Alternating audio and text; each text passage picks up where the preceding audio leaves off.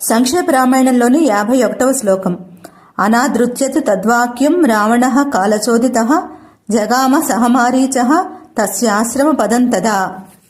52వ శ్లోకం. తేన మాయావినా దూరం అపవాహ్య నృపాత్మజౌ జహార భార్యాం రామస్య గృద్రం హత్వా జటాయుషం. ఇప్పుడు వీటి అర్థం చూద్దాం.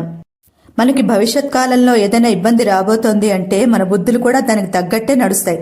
బుద్ధి కర్మానుసారిణి అంటారు కదా, అలాగే రావణుడి బుద్ధి కూడా అలాగే అయింది. భవిష్యత్తులో రాముడి చేతిలో చావు రాసిపెట్టి ఉండడం చేత మారీచుడు మంచి బుద్ధులు చెప్పినా వినలేదు.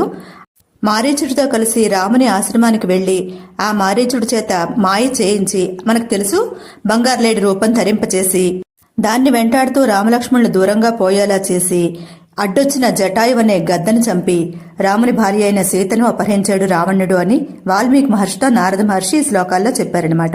శ్రీరామ జయ రామ జయ జయ రామ.